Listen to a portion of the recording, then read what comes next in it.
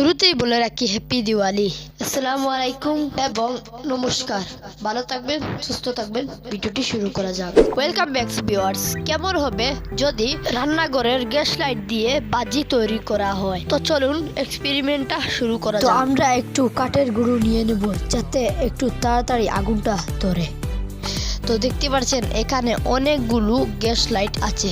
তো দেখতে পাচ্ছেন এগুলো আমরা এখন ভিতরে ঢুকিয়ে দেব, অনেকগুলা 10-12টা। আর হ্যাঁ, একটা জিনিস খেয়াল রাখতে হবে, গ্যাস লাইটে কিন্তু একটু পরিমাণ হলেও গ্যাস থাকতে হবে, নইলে ওইটা ফাটবে না।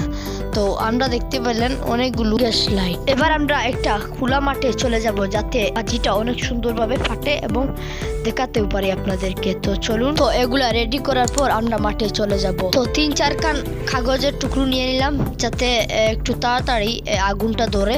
তো দেখতে পেলেন এবার আমরা খোলা মাঠে চলে যাব। তো দেখতে পাচ্ছেন চলে যাচ্ছি। তোকে জানাতে জানাতে চাই আমি বেঁচেছি ভালোবাসায়, মনের কোণে আপন মনে ঠিকানা বানাতে চাই আবার দিল আবার। এবার আমরা একটা কেরিতে আগুন জ্বালিয়ে নেব যাতে আরো সুন্দরভাবে আগুনটা ধরে, কোনো ঝামেলা না হয়। সেই কারণে এখানে আমরা আগুন ধরিয়ে দিচ্ছি। জানি না আমার এই ভিডিওগুলো হিন্দু ভাইরা দেখে কিনা, তবে আমি একটা কথা বলবো, তো এইভাবে বাজি বানিয়ে আপনারা একবার ট্রাই করতে পারেন। একটি টাকাও খরচ হবে না, বরঞ্চ আপনাদের অনেক ভালোই হবে।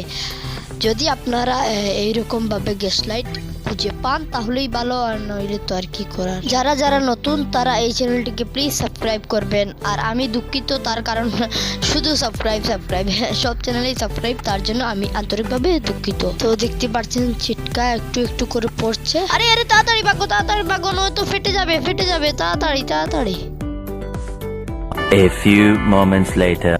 একটি ফাটবে। ও গাইস, একটি ফেটে গেল। তো প্রথমটি ফেটে গেল, দেখতেই পেলেন। আর ফাটবে কি, মনে হচ্ছে ফাটবে। ও গাইস, আর একটি ফেটে গেল, তার সাথে দুইটি ফেটে গেছে। ও তিনটি গাইস, দেখতেই বললেন তিনটি ফেটে গেছে। চারটি গাইস, দেখতেই পেলেন 4টি ফেটে গেছে গাইস। আর ওইগুলো মনে হয় ফেটেনি। তো এই ছিল আমাদের ভিডিওটি ভালো লাগে থাকে লাইক করবেন। বাই।